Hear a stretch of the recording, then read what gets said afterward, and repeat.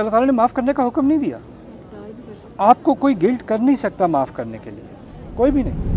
बेटी एक चीज पूछनी, कुछ लोग आपको पता है ये बंदा है, इसने आपके साथ धोखा किया है और धोखा ही करना है आगे भी.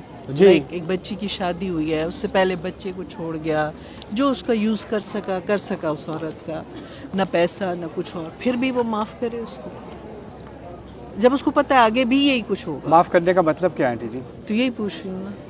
मैं ये कहूँगा आपसे कि किसी को माफ़ करना उसका ताल्लुक़ आपके जज्बात से है, लेकिन किसी के साथ कैसे मामला करना है उसका ताल्लुक़ माफ़ करने से नहीं है.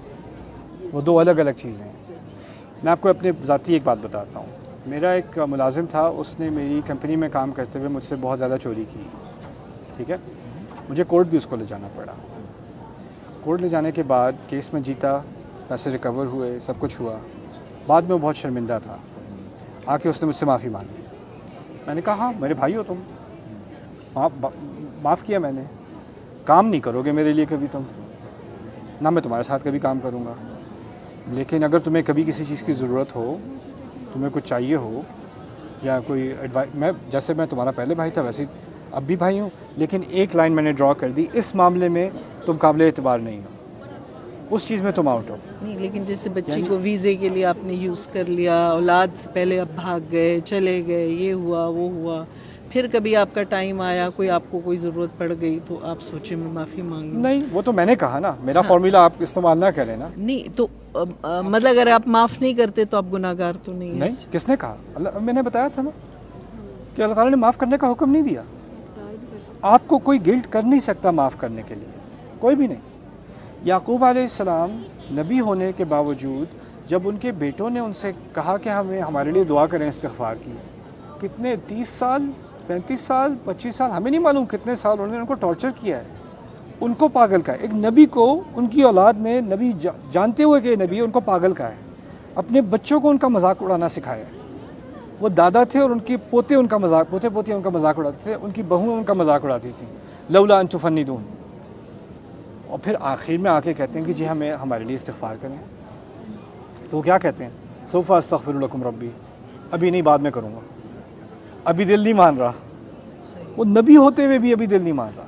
रसूल सल्लल्लाहु अलैहि वसल्लम के पास क्योंकि फ़तह मक्का हो गई थी ना, तो जिसने भी इस्लाम कबूल कर लिया उसके पिछले पूरे गुनाह माफ़, ये तो हम सबको मालूम है जी. तो वहशी को भी ख्याल आया कि मैं तो पकड़ा जाऊँगा, मुझे भी इस्लाम कबूल करना है. वहशी जिसने हमज़ा का कत्ल किया था, ठीक है, और जो उनके जिस्म के साथ हुआ था वो हम सबको पता है. वहशी को पता था कि अगर मेरी शक्ल भी नज़र आ गई ना किसी को, तो यानी रसूल तक पहुँचने से पहले ही मेरी गर्दन उड़ा देंगे वो लोग. तो उसने अपने सर को छुपा के, जैसे पगड़ी से छुपाते हैं, लाइन में लग गया, एक एक आके जो है वो बैत कर रहे हैं रसूल से सल्लल्लाहु अलैहि वसल्लम. जब रसूल सल्लल्लाहु अलैहि वसल्लम के बिल्कुल सामने पहुँच गया तो रसूल पहचान गए. तुम वहशी हो? कहते हैं हाँ.